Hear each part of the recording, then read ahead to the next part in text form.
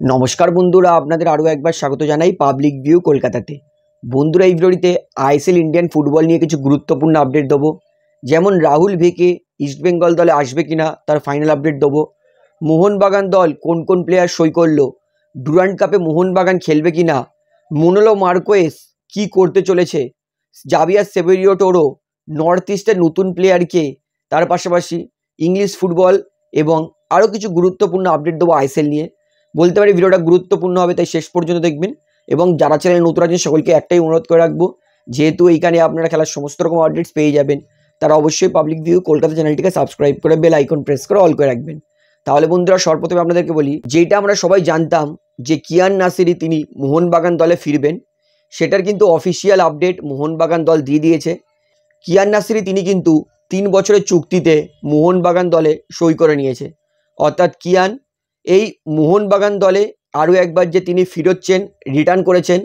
তো কিয়ানকে আমি best of luck বলবো। আশা করি কিয়ান মোহনবাগানের জন্য লাস্ট যত ভালো খেলেছিলেন এইবারে আরও বেটার পারফরমেন্স করবে। তো আগামী 3 বছরের জন্য কিয়ান মোহনবাগান দলেই থাকবে।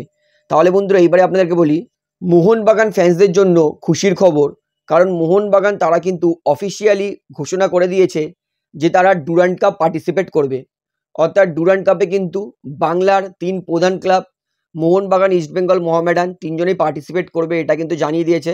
অর্থাৎ এতদিন মোহনবাগান যে পার্টিসিপেট করবে না এরকম যেই খবরটা আসছিল, সেটা কিন্তু অনেক মোহনবাগান ফ্যান্সেরই মনে আঘাত লেগেছিল যে ডুরান্ড হবে, মোহনবাগান খেলবে না।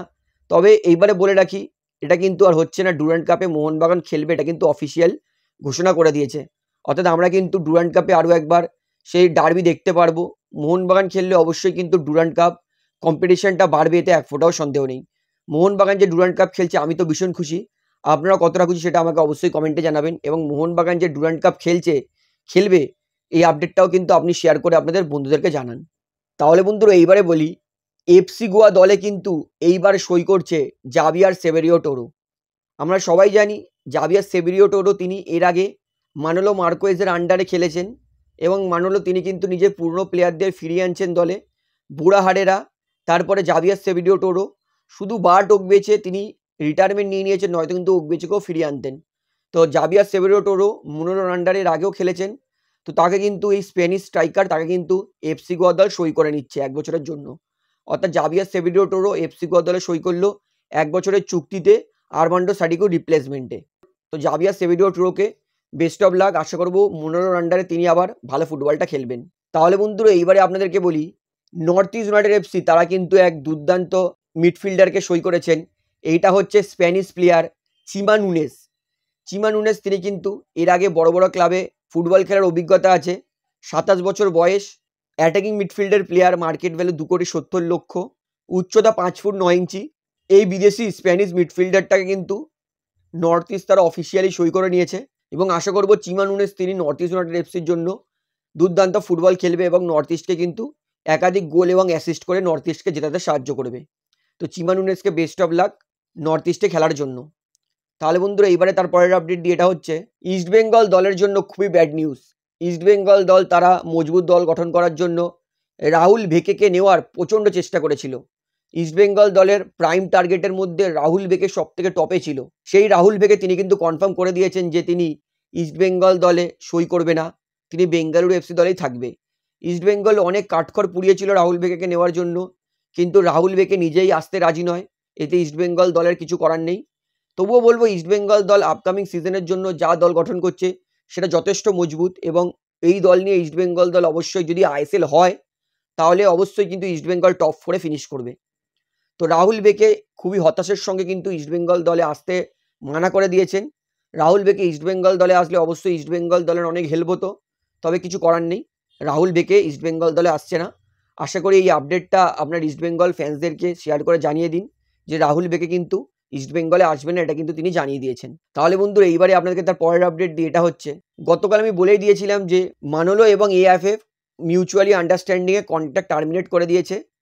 মানোলো আর ভারতের কোচ নেই এবং যতদূর শুনেছি এটা কিন্তু কনফার্ম নয়, মানোলো নাকি বলেছেন আবার যদি কোনোদিন সুযোগ পায় তিনি ভারতের কোচিং করাবেন। আর নয় ভাই, 1 বছর বহুত কষ্ট পেয়েছি আমি কেন, আমরা গোটা ভারতীয় ফুটবল প্রচুর কষ্ট পেয়েছি। মানলো ভারতকে যখন কোচিং করিয়েছেন। এফসি গোয়ার হয়ে আপনি সারা জীবন কোচিং করান, আমার এক ফোঁটাও সন্দেহ নেই, আমি এক ফোঁটাও দুঃখিত হব না। কিন্তু ভারতের কোচিংয়ের দায়িত্বে আপনাকে আর ফেরার দরকার নেই। আপনি যেন আর অ্যাপ্লিকেশনও না দেন। ভাই বহুত কষ্ট পেয়েছি 1 বছর। মানে ভিতর মানে কুঁকড়েছি। উই পোকা যেমন কোনো কাটে ধরলে খুঁড়ে খুঁড়ে খায়, সেরকম মানলোর কোচিংয়ে আমরা ভারতীয় ফুটবল ফ্যান্স সেরকমই অনুভূতি পেয়েছি।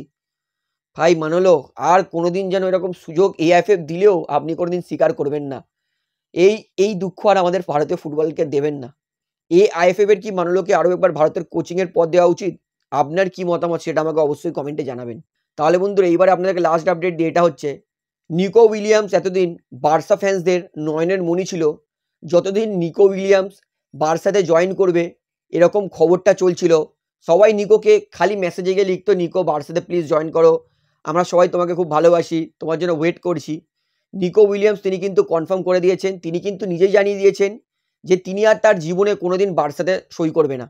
ভিতরে কি হয়েছে সেটা আমরা কেউ জানি না, শুধু নিকো যেটা জানিয়েছে সেটাই আপনাদেরকে বলছি। নিকো উইলিয়ামস বলে দিয়েছে যে তিনি তার জীবনে আর কোনোদিন বার্সা দলে সই করবেন না এবং 2035 সাল পর্যন্ত তিনি তার পুরনো ক্লাব অ্যাথলেটিকো বিলবাওতে সই করে নিয়েছেন 2035 পর্যন্ত, এবং তিনি যদি লোনে খেলেন তাহলে সেটা অন্য জায়গায় যাবেন। তো 2035 পর্যন্ত কিন্তু নিকো উইলিয়ামস থাকবেন অ্যাথলেটিকো বিলবাও তার পুরনো ক্লাবেই। এইটার আপডেটের পর থেকেই বার্সা ফ্যান্সদের যে নয়নের মণি ছিল সে বার্সা ফ্যান্সদের এখন গালাগালির শিকার হচ্ছেন। নিকো উইলিয়ামসের কমেন্টে বার্সা ফ্যান্সরা যা লিখছে, ভদ্র ভাষায় যারা কমেন্ট করেছে তার সেটাই বলছি, কিছু কিছু ফ্যান্স লিখেছে যে ভালো হয়েছে আপনাকে আসতে হবে না, আপনার ট্রফি ক্যাবিনেটে ধুলো পড়ে যাবে, ঝুল পড়ে যাবে, ঠিকই আছে।